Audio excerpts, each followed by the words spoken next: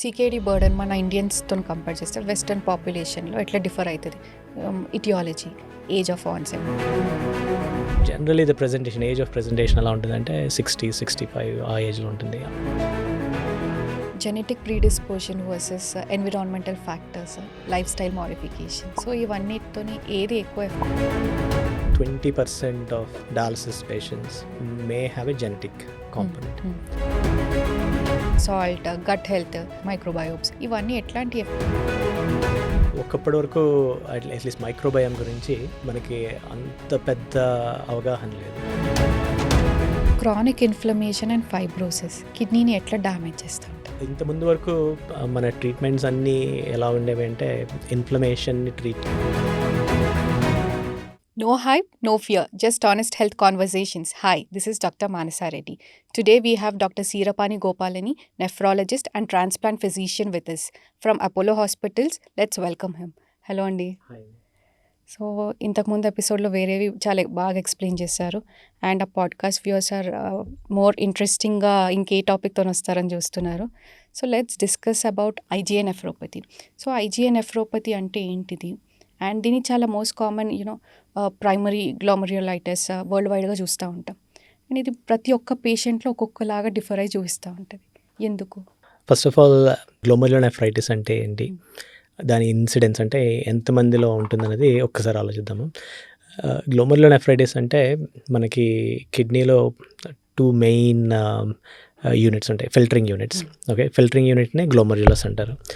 ఆ ఫిల్టర్ అయిపోయిన తర్వాత వచ్చే యూరిన్ అదంతా సబ్సిక్వెంట్ ప్రాసెస్ అంతా ట్యూబ్యూల్స్ అంటారు, ట్యూబ్స్ ఉంటాయి. సో గ్లోమర్యులైటిస్ అంటే ఈ ఫిల్టరింగ్ యూనిట్లో ప్రాబ్లం ఎప్పుడైతే ఉందో దాన్ని గ్లోమర్యులైటిస్ అంటారు. సో ఈ గ్లోమర్యులోనెఫ్రైటిస్కి రకరకాల కారణాలు ఉండొచ్చు. దాంట్లో వరల్డ్ వైడ్ చూస్తే ముఖ్యంగా మనకి కనిపించే డిసీజ్ అంటే 100 మందిలో డయాలసిస్లో ఉన్నారంటే దాంట్లో 10 మందికి ఈ ఐజీఏ నెఫ్రోపతి వల్ల వస్తుంది. సో నెక్స్ట్ క్వశ్చన్ ఏంటంటే అసలు అంటూ ఐజీఏ నెఫ్రోపతి ఏంటి? So let's start with some basics. Finally will understand ఎందుకు ఈ డిఫరెన్స్ ఎందుకు ఉందని అర్థమవుతుంది. దీని గురించి ఇప్పుడు మనకు తెలిసినంత ఒక 10 ఏళ్ల క్రితం తెలియదు. There is so much of research that is happening and actually this is the best time in nephrology for us because almost in the last 3-4 months itself ఒక 2-3 న్యూ డ్రగ్స్ అప్రూవ్ చేశారు. ఓకే, కాకపోతే అవన్నీ ఇంకా US, యూకేస్లో ఉన్నాయి. మన దగ్గర రావడానికి కొంచెం టైం పడుతుంది, but they will come. Okay, so it is very exciting time. So దీనికి ఈ మెడికేషన్స్కి పనిచేస్తున్నాయని అర్థం చేసుకోవడానికి చాలా రీసెర్చ్లో మనకి దాని ప్యాథాలజీ ఆర్ ప్యాథోజెనసిస్ అంటారు. అంటే ఏ కారణం వల్ల ఈ డిజీజ్ వస్తుంది అన్నది ఆల్మోస్ట్ మైక్రోస్కోపిక్ లెవెల్లో స్టడీ చేశారు. ఓకే, మనం అనుకోం కానీ this all starts with our gut. Okay, మనం తినే ఆహారము, దాన్ని ఎలా ప్రాసెస్ చేస్తున్నాము, మన పేగుల్లో ఉన్న డిఫరెంట్ టైప్ ఆఫ్ బ్యాక్టీరియా, ఇవి దాని ఎఫెక్ట్ మన బాడీ మీద ఎలా ఉంది.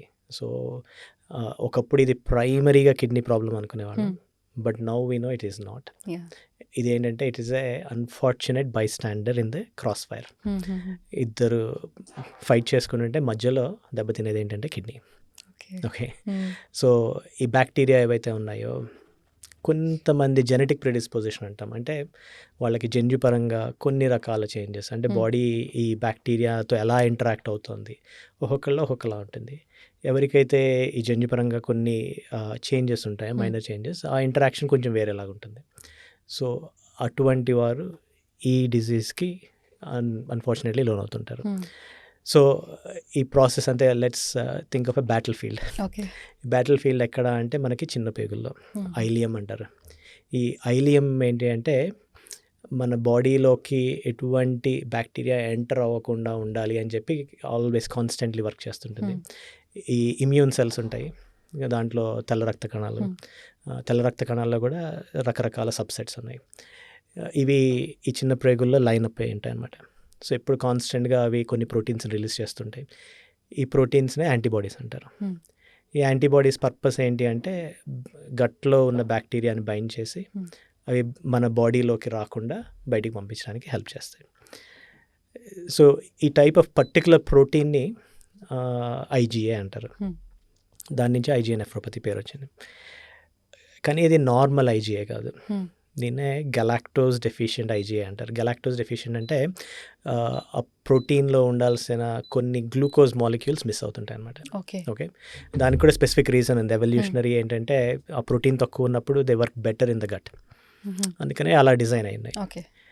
ఎవరికైతే ఈ ఐజీఏ నెఫ్రోపతి వచ్చే ప్రిడిస్పోజిషన్ ఉంటుందో వాళ్ళకి జస్ట్ గట్లోకే కాదు, they filter back into the blood, they come back into the blood stream. So blood స్ట్రీమ్లో నార్మల్గా ఈ గెలాక్టోజ్ డెఫిషియెంట్ ఐజీఏ ఉంటుంది, నార్మల్ ఐజీఏ ఉంటుంది. ఎప్పుడైతే ఈ గెలాక్టోజ్ డెఫిషియెంట్ ఐజీఏ బ్లడ్లోకి వచ్చిందో, ఈ ప్రాసెస్ని ఈ పేగుల్లో నుంచి బ్లడ్లోకి ఈ ఐజీఏ వస్తుందో దాన్నే హిట్ 1 అంటారు. ఓకే, అంటే దీని 4 హిట్స్ కింద ఎక్స్ప్లెయిన్ చేస్తారు అన్నమాట ఐజీఏ నెఫ్రోపతి ఎలా డెవలప్ అవుతుంది అనేది. So the first hit is this excess production of galactose deficient ఐజీఏ1 entering the blood stream. So because మన బాడీ ఇమ్యూన్ సిస్టమ్ పర్పస్ ఏంటి అంటే ఏది మనది కాదు, which is non self, it has to go and attack. Okay, that is how it is designed. It's a beautiful system. Bacteria, yes, it's not mine. The proteins it's carrying are not mine. I have to attack and kill it. Virus, the same thing. Fungus, the same thing. Everything the body decides. It continuously scan చేస్తుంటుంది మన body మొత్తం. Every part of the body is scanned continuously by the immune system. ఎక్కడైతే మనది కాదు అన్నదో it will go and attack it. So ఇప్పుడు ఈ galactose deficient IgA ఏదైతే ఉందో, the body immune cells are not expecting to find it in the body. ఉండకూడదు కానీ ఎక్కువ ఉంది. So now it thinks okay this is some foreign molecule, even though it's ours, it's not seen it before, so it thinks it's ours, it's not ours. So it goes and forms a protein called another antibody to this IgA. So ఇవి రెండు, ఈ production of antibodies against IgA is the second hit. Okay, అంటే ఈ 4 hits అయితే కానీ IgA nephropathy రాదు. So first ఐజీఏ1 ఒక హిట్ ఉండిపోతే మిగతావి లేవనుకోండి, ఇది డోంట్ డెవలప్ ఐజీఏ నెఫ్రోపతి. ఈ యాంటీబాడీస్ ఫామ్ అయిన తర్వాత ఇవేంటంటే ఈ antibodies they get attracted to each other and they form a complex. Complex అంటే ఫర్ ఎగ్జాంపుల్ మార్బుల్స్ ఉన్నాయనుకోండి, విడివిడిగా ఉంటే they are separate, but if you combine them together and make in to 1 lattice, they form a complex. ఈ antibodies కలిసి they become a bigger complex, that is called hit 3. Okay, and then ఇవన్నీ ఎక్కడ వెళ్తాయి, బ్లడ్లో flow అవుతున్నాయి కదా continuously. Almost 25% of our blood every minute goes through the kidneys. So they receive a lot of blood all the time. Kidneys are nothing but very very very fine delicate filters. ఈ complex అక్కడికి వెళ్తుంది, it cannot proceed further and it gets clogged. So it క్లాగ్స్ up the kidney tissue. So ఈ antibodies ఇవన్నీ వెళ్ళి they get deposited. అదే మనం biopsy చేస్తే మనకి కనిపించేది ఈ complexes. So and we can specifically stain for this particular protein called IgA. ఈ బయాప్సీలో మనకి ఐజీఏ ప్రోటీన్ ఉందన్నప్పుడే we call it as IgA nephropathy. So ఎప్పుడైతే ఈ యాంటీబాడీస్ కిడ్నీ ఫిల్టర్స్లో డిపాజిట్ అవుతాయో, అక్కడ ఏదన్నా సరే బాడీ ఉండకూడని చోట ఉంటే then it starts a reaction. So now the body is trying to get rid of it. ఇది ఎలాగా చేస్తుంది అంటే it involves other sort of foot soldiers. ఒక్కొక్కసారి different types of immune cells మళ్ళీ వచ్చి they trying to get rid of it. ఈ ప్రాసెస్లో ఏమవుతుంది, there is collateral damage to the kidney. Okay, అందుకే ఇందాక మీరు అన్నారు కదా ఎటు చూసినా మధ్యలో కిడ్నీస్కి ఎఫెక్ట్ అవుతుంటాయి అనమాట. సో ఈ కొలేటరల్ డ్యామేజ్ వల్ల కిడ్నీ బికమ్స్ క్వైట్ ఇన్ఫ్లేమ్డ్, తెలుగులో వాపు అంటాం. ఆ ఇన్ఫ్లమేషన్లో ఈ ఫిల్టర్స్ ఇంకా దెబ్బతింటాయి and it goes on into a vicious cycle. So that is what actually happens in IgA nephropathy. ఒకప్పుడు ఈ పెథాలజీ అంతా మనకు తెలియదు ఎలాగొచ్చింది అన్నది. సో అప్పట్లో ఓన్లీ ఏంటంటే బ్లడ్ ప్రెషర్ తగ్గించే మందులు ఇచ్చి we thought that is the best thing we can do. So ఇప్పుడు ట్రీట్మెంట్ ఎవల్యూషన్ ప్రకారం now we have different layers of therapy targeting different hits and they are proving successful. So ఇందాక మీరు అన్నట్టు 4 hits ఉన్నాయి అన్నారు. So we can treat the first hit also. Absolutely right. Absolutely right. So there is this one particular medication called budesonide. Okay, it's been approved in US and UK and across Europe. ఈ బ్యూడిసనైడ్ దీని స్పెసిఫిక్గా దీన్ని targeted release బ్యూడిసనైడ్ అంటారు. It's very specific. Okay, target దగ్గరికి వెళ్ళి it releases the బ్యూడిసనైడ్. So మామూలుగా tablet మనం వేసుకున్నది మెజారిటీ ఆఫ్ ద టైమ్స్ ఏమంటే పొట్టలో గ్యాస్ట్రిక్ యాసిడ్స్ వీటి వల్ల కరిగిపోయి it gets release there. But it is designed such that none of ఈ పొట్టలో ఉన్న యాసిడ్స్ అన్నీ ఏం చేయవు. It goes all the way up to the చిన్న పేగులు టెర్మినల్ అలియం అంటాం. అక్కడికి వెళ్ళి it releases the medicine. Okay, very beautiful as you said. Which is where the battle site is, the initial site of these immune cells making this IgA antibody. ఇండియాలో we're using బ్యూటిసనైడ్. We still don't have targeted release budesonide, but even then we are finding a huge benefit by using budesonide, which is available in India. Maybe it's only a matter of time, maybe a year or two we'll get the targeted release budesonide too. Okay. Another advantage of this targeted release budesonide ఏంటంటే మామూలుగా steroids చాలా రకాల కండిషన్స్లో ఇస్తాము. దీనివల్ల వచ్చే side effects చాలా చాలా తక్కువ. ఓకే, మామూలుగా స్టీరాయిడ్స్ వాడితే వెయిట్ గెయిన్ ఉంటుంది, ఒబెసిటీ, తర్వాత డయాబెటీస్ వచ్చే risk, hyper tension, skin problems, bone problems, ఇలాంటివన్నీ ఉన్నాయి. ఈ టార్గెటెడ్ రిలీజ్ బ్యూటిసనైడ్తో ఆ ఎఫెక్ట్స్ అన్ని చాలా చాలా తక్కువ ఉంటాయి అన్నమాట. So even though we're using budesonide in India which is not targeted release, it still seems to be effective for us. Okay, అయితే ఇందాక మనం డిస్కస్ చేసినట్టు ఈ IgA నెఫ్రోపతిలో ఒక్కొక్క పేషెంట్కి ఒక్కోలాగా డిఫర్ అవుతూ ఉంటుంది. ఎందుకు? కన్వెన్షనల్గా మనకి అంటే మెడికల్ స్కూల్లో అప్పుడు చూసుకున్నప్పుడు రూల్ ఆఫ్ త్రీస్ అని చెప్పేవాళ్ళు. ఏంటి అంటే ఒక 30% జస్ట్ కొంచెం బ్లడ్ కనిపిస్తుంది యూరిన్లో టెస్ట్ చేసినప్పుడు, వాళ్ళకి ఏం అవ్వదు, they are just stable through their life, which is still true. The other 30% ఏంటంటే you do find a little bit of blood, hypertension వచ్చే అవకాశాలు ఉంటాయి, అండ్ స్లోగా కిడ్నీ డిజీజ్ ప్రోగ్రెస్ అవుతుంటుంది. ద అదర్ 30% ఏంటంటే they are progress very rapidly, and progression అంటే creatinine పెరగడము, dialysis వరకు వెళ్ళడము. So this is what we also see in general practice, in our practice. So ఈ ముగ్గురికి ఉన్న ప్రాసెస్ ఒకటే IgA నెఫ్రోపతినే, కానీ ఒక్కొక్కరు ఒక్కొక్కలాగా బిహేవ్ చేస్తున్నారు. ఎందుకు?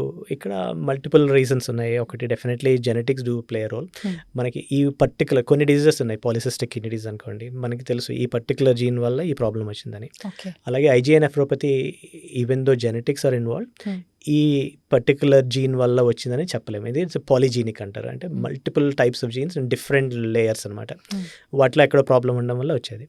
సో అందుకని we cannot quantify the genetic sort of influence on the disease process, but they do play a huge role. Okay, first thing. Second thing, environment factors. For example, hypertension. కొంతమందికి they're very strict with their diet, salt తగ్గిస్తారు, they exercise, they lose weight. ఇవన్నీ చూసుకున్నప్పుడు ఏంటంటే blood pressure తగ్గుతుంది, blood pressure under good control. అలాంటప్పుడు blood pressure ఎక్కువ ఉన్న కొద్దీ ఫిల్టర్స్ మీద చాలా ప్రెషర్ ఉండి they start sort of disintegrating. So ఎవరైతే పేషెంట్స్ పక్కాగా ఫాలో అయ్యి మెడిసిన్స్ వాడుకుంటున్నారో వాళ్ళకి స్టెబిలైజ్ అయ్యే అవకాశాలు ఎక్కువ ఉన్నాయి. అలాగే కొంతమంది మెడిసిన్స్ ప్రిస్క్రైబ్ చేస్తాము, అయినా కూడా వాడకపోవచ్చు. అలాంటి వాళ్ళకి we cannot say anything. So there are many many many many variables. Some are patient factors, some are physician factors, some are genetic factors, some are environmental factors. Multifactorial అంటారు. ఇన్ని ఫ్యాక్టర్స్లో, ఇన్ని వేరియబుల్స్లో, so it is very difficult to determine ఎవరు ఎందుకు వెళ్తున్నారని. But there are definitely certain tools available now. ఈ tools ఏంటంటే there something called IgA prediction tool. ఆన్లైన్లో ఉంటుంది. ఇట్స్ అంటే ఇంతమంది పేషెంట్ని స్టడీ చేసి they found certain variables. Okay, వాళ్ళ బయాప్సీ, తర్వాత వాళ్ళ స్టార్టింగ్ క్రియాటిన్ ఎంత ఉంది, వాళ్ళ బ్లడ్ ప్రెషర్ కంట్రోల్ ఎలా ఉంది, ఇలాంటి ఫ్యాక్టర్స్ అన్నీ చేసి then with certain level of confidence we can tell. Okay, అది కూడా ప్రాబబిలిటీస్ ఉంటాయి. It's not like a perfect. Okay, there is I'm 90% confident. You have a 50% chance of developing end-stage renal disease in 5 or 10 years. Okay. Okay. So that's how we try and understand the risk of a particular patient. ఇప్పుడు infections చూస్తూ ఉంటాం కదా, ఈ infections ఈ డిసీజ్ని trigger చేస్తూ ఉంటాయి.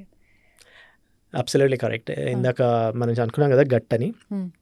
చాలామంది IgA nephropathy పేషెంట్స్కి they develop recurrent upper respiratory tract infections, అంటే టాన్సిలైటిస్ వస్తుంటుంది. టాన్సిల్ కూడా మ్యూకోసా, అంటే this tonsil is full of these immune cells. ఇంతకుముందు మనం అయితే చిన్న పేగుల్లో అనుకున్నామో అలాగే టాన్సిల్స్లో కూడా this similar type of cells exist. ఎప్పుడైతే ఇన్ఫ్లేమ్ అయిందో they start producing more and more of this IgA. So చాలామందికి IgA నెఫ్రోపతికి they tend to have dark urine at the time of tonsillitis. Okay, ఎందుకంటే ఇక్కడ ఇన్ఫ్లమేషన్ ఎక్కువ ఉంటే it produces more of IgA. ఈ more of IgA goes and gets deposited in the kidney and starts making the kidneys leak more blood into the urine. Oh. So they have dark brown urine, లేకపోతే brownish urine, reddish brown urine. So ఈ రెండింటికి they can make a very clear link. Okay. దాన్ని synpharyngitic nephritis అంటారు. అంటే synpharyngitic అంటే along with pharyngitis they have kidney inflammation. So అలాగే కొంతమందికి gut infections, గ్యాస్ట్రైంటరైటిస్, వీటి వల్ల కూడా ఈ ప్రాసెస్ ఏదైతే ఐజీఏ ప్రొడక్షన్ ఏదైతే it gets cranked up. So దానివల్ల that can cause more inflammation in the kidney. So they are very closely linked. So general blood test, urine test చేస్తూ ఉంటాం. ఎట్లాంటి రెడ్ ఫ్లాగ్స్ని మనం గమనించాలంటారు? అది ఐజీఏ నెఫ్రోపతి వరకు వెళ్లకుండా ఒకవేళ ఐజీఏ నెఫ్రోపతి ఉందని తెలుసుకోవాలంటే కూడా ఎట్లాంటివి చూడాలి? ఫర్ ఎగ్జాంపుల్ కొన్ని కంట్రీస్ ఉన్నాయి where they do repeatedly almost annual health checks on these patients, especially right from a very young age, from school days onwards or చిన్న చిన్న స్కూల్ పిల్లలకి వాళ్ళకి కూడా చేస్తుంటారు. ఎందుకు అంటే మనకి మిస్ అవ్వకూడని చిన్న చిన్న సంకేతాలు, సూచనలు ఏమైనా ఉన్నాయేమో తెలుసుకోవడానికి అనమాట. సో ఎవరికైతే ఐజీఏ నెఫ్రోపతి కంపేర్ టు ఈ డయాబెటీస్ కానీ వీటికి చూసుకుంటే ఇది చాలా young age disease, most productive time of their life. Okay, generally ఒక 25, 30, 40 లోపలే వాళ్ళకి ఐజీఏ నెఫ్రోపతి ఎఫెక్ట్ చేస్తుంటుంది అనమాట, వచ్చి డయాలసిస్ వరకు వెళ్తుంది. సో ఇప్పుడు ఈ రోజు నేను ఎవరికైనా డయాగ్నోస్ చేస్తే ఐజీఏ నెఫ్రోపతి, వాళ్ళ కిడ్నీ ఫంక్షన్ నార్మల్ ఉండి బట్ డెఫినెట్లీ డిజీజ్ ఉందని కన్ఫర్మ్ చేసుకుంటే వాళ్ళ నెమ్మదిగా తగ్గుతూ ఉంటుంది. ఓకే, బై ద టైం వాళ్ళు డయాలసిస్కి వచ్చేటప్పటికి 15 ఏళ్ళు పడుతుంది. అంటే ఈరోజు డయాగ్నోస్ చేస్తే ఒకప్పటి ట్రీట్మెంట్ ప్రకారం అట్లీస్ట్ వాళ్ళకి అప్పుడు ఓన్లీ యాంటీ హైపర్టెన్సివ్స్ చెప్పాను కదా, టెల్మిసార్టన్, ఆల్మిసార్టన్ ఇలాంటివి ఇచ్చేవాళ్ళం. అవి వాడినప్పుడు 15 ఏళ్ళు పడుతుంది అనమాట ఎప్పటికీ డయాలసిస్ స్టార్ట్ చేయడానికి. అంటే వాళ్ళు 20లో డయాగ్నోస్ చేస్తే by 40 they're on dialysis, which is the most productive time of anyone's life. ఇప్పుడు ఎంత తొందరగా మనం డయాగ్నోస్ చేస్తే అంత డిలే చేయొచ్చు. ఈ ఐజీఏ నెఫ్రోపతిలో దేర్ అట్లీస్ట్ ఇండియాలో we have 2 main developments. So SGLT2 inhibitors అంటారు, డాపాగ్లిఫ్లోజిన్, ఎంపాగ్లిఫ్లోజిన్, ఇలాంటివి. ఇవన్నీ very well known to the diabetic patients, ఎందుకంటే these are initially designed as diabetic medications. ఇప్పుడు కూడా చాలామందికి CKD ఉన్నప్పుడు, ఐజీఏ నెఫ్రోపతి ఉన్నప్పుడు వాళ్ళకి మెడికేషన్స్ ప్రిస్క్రైబ్ చేస్తాం. పేషెంట్స్ వెనక్కి వచ్చి మా ఫార్మసిస్ట్ అడుగుతున్నారు మీకు షుగర్ ఉందా అని. ఓకే, కానీ అది డయాబెటీస్ కోసం అయితే ఇస్తున్న మందులు కాదు. బట్ సిన్స్ ఈ ట్రీట్మెంట్ వచ్చిన తర్వాత ఎస్టిమేట్స్ ప్రకారం only in the last 5 years are so we are using, ఈ ట్రీట్మెంట్ స్టార్ట్ చేయడం వల్ల we are the researchers estimate we can extend that 15 years to 25 years. Okay, that amount of benefit SGLT2 inhibitors will have. Okay, so వీటన్నిటికీ అంటే ఇప్పుడు 20లో start అయింది, 40లో డయాలసిస్కి వచ్చేది. Now we can probably push it up to 50. Okay, so that is the advance that we are seeing. In addition to that ఈ బ్యూటిసనైడ్, this probably confers another ఇంకొక 5 years. సో ఇవన్నీ కలిపితే వీఆర్ ఎక్స్పెక్టింగ్, అంటే as researchers and as physicians hour hope ఏంటి అంటే IGA nephropathy వచ్చిన వాళ్ళు dialysis అనేది చూడకూడదు. ఓకే, దానికి మనం చేయాల్సింది ఏంటంటే at the earliest stage we have to pick it up. ఎలా పికప్ చేస్తాము? So traditional conventional risk factors ఏవైతే ఉన్నాయో, diabetes, hypertension, we discussed every year they need to have test. But young age వాళ్ళకి absolutely they are fine, they have no symptoms. Why would you do any test? Definitely. So because of the health importance that we have now that we know, even simple urine test చేసినా సరే we may find some abnormalities if they have IGA nephropathy. ముఖ్యంగా కనిపించేది ఏంటంటే we may find microscopic హెమచురియా, అంటే little bit of blood, కంటికి కనిపించేది కాదు. Urine test చేస్తే దాంట్లో కొంచెం బ్లడ్ కనిపిస్తుంది. That's the first indicator to say okay there is something not right with the kidneys. Okay, but ఇది నార్మల్ యూరిన్ టెస్ట్లో తెలుస్తుంది అంటారు? Yeah, so majority of the times మనకి కంప్లీట్ యూరిన్ ఎగ్జామినేషన్లో సూచనలు కనిపిస్తాయి. ఇవన్నీ ఏంటంటే ప్రతి టెస్ట్కి కొన్ని లిమిటేషన్స్ ఉంటాయి. So we have to go with the limitation that we have. అందుకంటే బెటర్ టెస్ట్ లేనప్పుడు that is the only test that we have. ఇంతకుముందు డిస్కస్ చేసినట్టు urine ACR, albumin creatinine ratio, that's another very sensitive indicator. At least it tells us there is a problem with the kidney. Okay, already ఇంతకుముందు discuss చేసినట్టు dilute urine అనుకోండి, you may miss this things. So అలాంటప్పుడు ACR will work as a safety net for us. So ఈ రెండు along with that blood pressure check, ఎందుకంటే IgA nephropathy ఉన్న వాళ్ళకి generally blood pressures కొంచెం ఎక్కువ ఉంటాయి. అది కాకుండా creatinine test. Okay, creatinine is the last thing I will think of. Okay, creatinine పెరిగింది అంటే already the damage has started. Okay, early స్టేజెస్లో పికప్ చేయాలంటే ఇవి మనకు కావాల్సినవి: Okay. Urine test, Hmm. Urine ACR, blood pressure and creatinine. Okay. So IgA nephropathy ఎట్లా diagnose చేస్తారు? ఇంత అడ్వాన్సెస్, ఇంత రీసెర్చ్ చేసినా కూడా అన్ఫార్చునేట్లీ మనకి డయాగ్నోసిస్కి డెఫినెట్లీ కన్ఫర్మేషన్ కావాలి అంటే బయాప్సీ అనేది చేయాలి. ఓకే. బయాప్సీ అంటే ఇది పెద్ద సర్జరీ కాదు, జనరలీ డే కేస్ ప్రొసీజర్. దానికి ఒక సన్నటి నీడిల్ని లోకల్ ఎనస్థీషియాలో కిడ్నీ వరకు పంపించి ఒక చిన్న ముక్క బయటికి తీసుకొచ్చి దాన్ని ల్యాబ్లో ప్రాసెస్ చేసి హిస్టోపెథాలజిస్ట్ రిపోర్ట్ ఇస్తారు. ఓకే. ఐజీఏ నెఫ్రోపతికి కొన్ని స్పెసిఫిక్ ఇండికేటర్స్ ఉన్నాయి. అంటే ఈ ఐజీఏ అన్నది మనకి వాళ్ళు పర్టికులర్ స్టెయిన్ వేసినప్పుడు కనిపిస్తుంది అనమాట. సో చేసినప్పుడు వాళ్ళు కన్ఫర్మ్డ్గా ఐజీఏ అని చెప్పగలుగుతారు. అలాగని ఇంకొక ఇంపార్టెంట్ ఆస్పెక్ట్ ఏంటంటే చాలామందికి కంప్లీట్లీ నార్మల్ ఫంక్షన్ ఉంటుంది, యూరిన్లో ప్రోటీన్ ఉండదు, బ్లడ్లో ప్రోటీన్ ఉండదు, స్టిల్ బయాప్సీలో ఐజీఏ ఉండొచ్చు. ఓకే. సో వాళ్ళకి అసలు బయాప్సీ ఎందుకు చేస్తామంటే నెక్స్ట్ క్వశ్చన్. ఒక్కొక్కసారి మనకి బ్రెయిన్ డెడ్ పేషెంట్స్ వాళ్ళు కిడ్నీ ఇస్తుంటారు కదా, అలాంటప్పుడు ఈ కిడ్నీ క్వాలిటీ ఎలా ఉందని తెలుసుకోవడానికి బయాప్సీస్ చేస్తుంటారు. ఓకే. సో వాళ్ళకి ముందు టెస్ట్లు అవుతుంటాయి కదా, దాంట్లో బ్లడ్ ఉండదు, ప్రోటీన్ ఉండదు, క్రాటిన్ నార్మల్ ఉంటుంది. సో అందుకనే వాళ్ళని డోనర్ కింద చూస్ చేసుకున్నారు. ఓకే. కానీ కిడ్నీ క్వాలిటీ బాగానే ఉందా లేదని తెలుసుకోవడానికి బయాప్సీ చేస్తారు. దాంట్లో almost 10% of them may have IGA. So ఇంతకుముందు చెప్పాను కదండి 4 హిట్లు. సో అన్నిసార్లు అన్నీ పర్ఫెక్ట్గా అలైన్ అయితే కానీ ఐజీఏ నెఫ్రోపతి రాకపోవచ్చు. Okay. Okay, even IGA donor కిడ్నీలో ఉన్న మనము చేసే ట్రాన్స్ప్లాంట్ రిసిపియంట్కి ఐజీఏ లేదనుకోండి, ఈ ఐజీఏ నెమ్మదిగా అది డిజాల్వ్ అయిపోతుంది. ఓకే, ఎందుకంటే ఈ ప్రాసెస్ డోనర్లో స్టార్ట్ అయింది, ఈ రిసిపియంట్లో ఆ ప్రాసెస్ లేకపోతే అది రిజాల్వ్ అవుతుంది. Okay. So that's another great.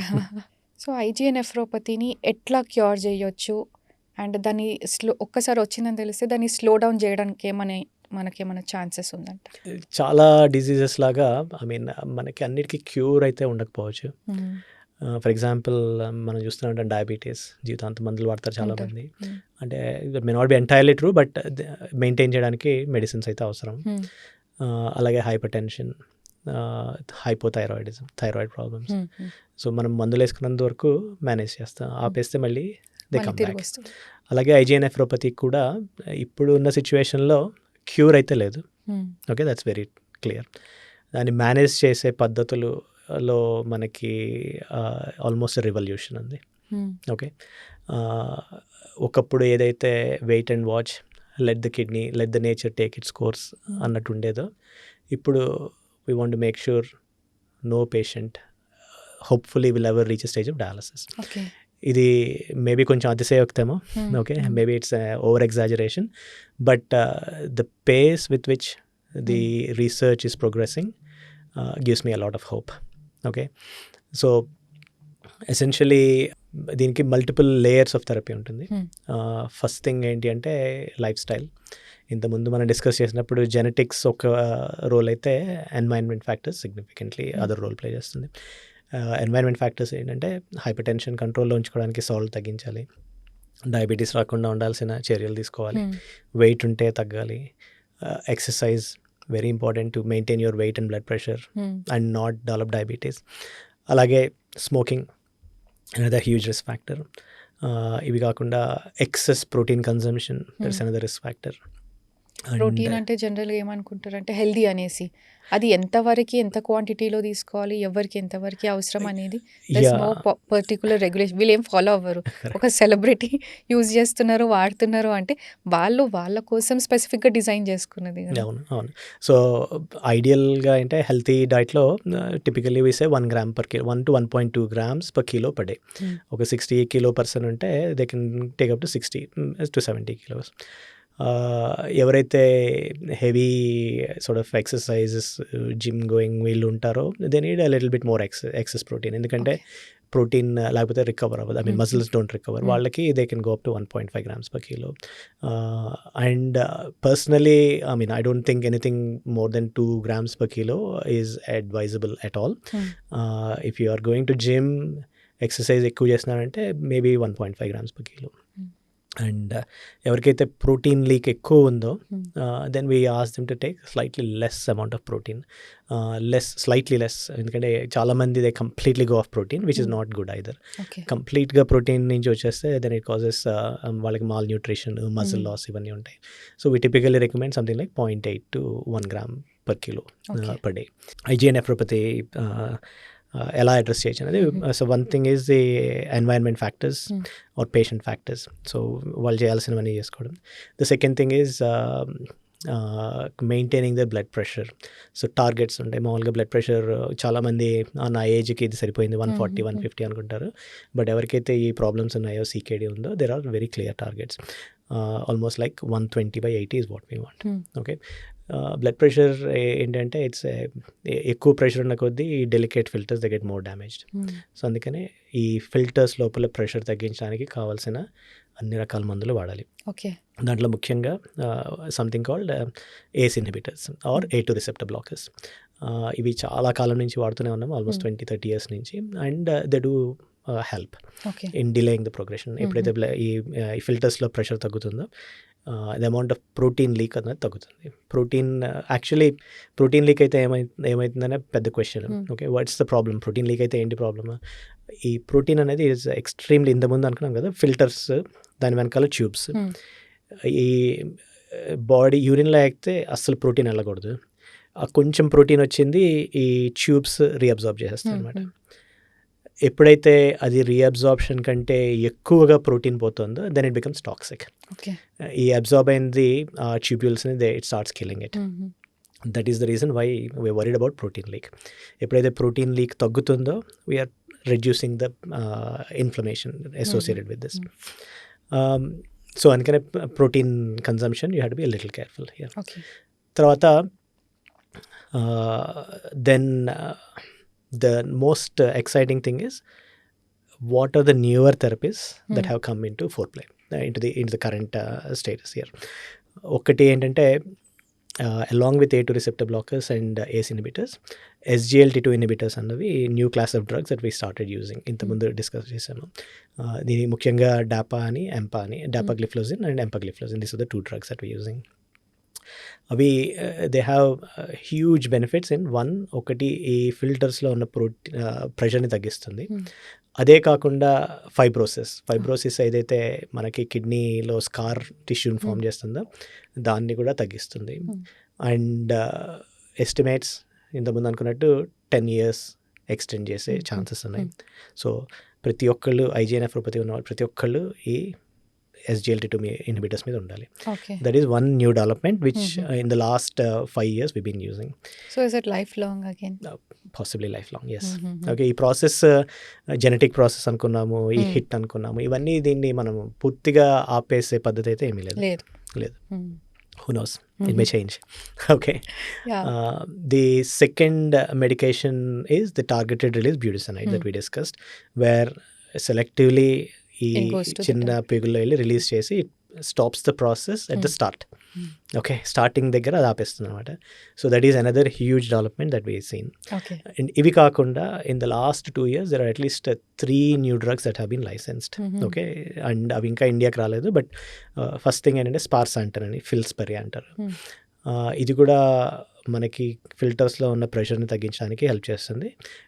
దీంట్లో 2 రకాల కాంబినేషన్స్ ఉన్నాయి. ఏస్ ఇన్హిబిటర్స్తో పాటుగా ఇంకొక టైప్ ఎండోథెలిన్ ఇన్హిబిటర్ అంటారు, ఎండోథెలిన్.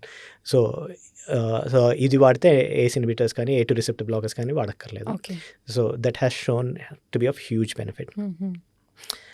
ఇంకా ఈ బ్యాటిల్ ఫీల్డ్ అయితే కిడ్నీలో కాంప్లెక్సెస్ డిపాజిట్ అయిన తర్వాత కాంప్లిమెంట్స్ అన్నది, these are another proteins which helps to fight these foreign things.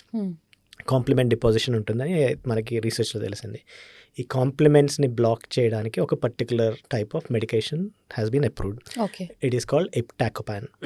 Okay, factor B inhibitor అంటారు దాన్ని. అది it's not available yet for us. ఇది కాకుండా as of last month there is a new approval and it's called sibeprenlimab. ఇదేంటంటే again it goes to the root cause of the problem. ఏది గట్లో మనకి ఎక్కడైతే ఈ ఇమ్యూన్ సెల్స్ ప్రోటీన్ని generate చేస్తున్నాయో డైరెక్ట్గా ఆ సెల్స్ని బ్లాక్ చేసే మెడికేషన్ అనమాట. Okay. So that is another new development. Okay, ఇది కాకుండా there are lot of other newer medication which are being trialled so these are all helping like kidney patients not to go to the stage of dialysis. Dialysis. Okay, ఇవన్నిటికీ అంటే తప్పదు, life long మందులు వాడాలి, life long ఫాలోఅప్లో ఉండాలి, life style life style modifications చేసుకోవాలి, ఇవన్నీ తప్పవు. Okay, ఇంతకుముందు అవన్నీ చేసినా కూడా డయాలసిస్ వరకు వెళ్ళేవారు. ఓకే, ఇప్పుడు వాడితే ఆ ఛాన్సెస్ తగ్గే అవకాశం ఎక్కువ ఉంది. ఓకే. ఒకసారి ట్రాన్స్ప్లాంట్ అయిన తర్వాత ఐజీఏ నెఫ్రోపతి ట్రీట్మెంట్ ఇదంతా ఇచ్చిన తర్వాత మళ్ళీ రికరెన్స్ ఛాన్స్ ఏమైనా ఉంటుంది? So it's very important question. ఇది పేషెంట్స్ అడుగుతుంటారు and that is true, but it happens in minority of patients. So ఒక 30% వరకు రిస్క్ ఆఫ్ రికరెన్స్ ఉంటుంది. రికరెన్స్ అంటే మళ్ళీ కొత్త కిడ్నీలో కూడా ఇదే ప్రాబ్లం వచ్చి కిడ్నీ ఫిల్టర్స్ని ఎఫెక్ట్ చేసే పద్ధతి. సో ఇంతకుముందు మనం ఏదైతే అనుకున్నామో ఈరోజు ఐజీఏ నెఫ్రోపతి డయాగ్నోస్ చేస్తే ఒక 20 ఏళ్ల పాటు వాళ్ళు డయాలసిస్కి దూరంగా ఉంటారని అనుకున్నాం, అంతే కదా. సిమిలర్గా కొత్త కిడ్నీ ఈరోజు పెడితే ఈరోజు ఆ ప్రాసెస్ మళ్ళీ రీస్టార్ట్ అయితే it takes another 20 years, 15 to 20 years. And the average life span of a kidney, transplant kidney is almost 15 to 20 years. So they balance out in way. So I don't think IGA nephropathy ఉంది అని చెప్పి ఎవరు kidney transplant అంటే అర్హులు ఎవరైతే eligible ఉన్నారో వాళ్ళు దాని నుంచి మళ్ళీ వస్తుందేమో అని భయంతో దాన్ని ఆపక్కర్లేదు. They should go ahead. So thank you so much for your valuable insights. So thank you. Thank you so much. It's a pleasure. Thank you.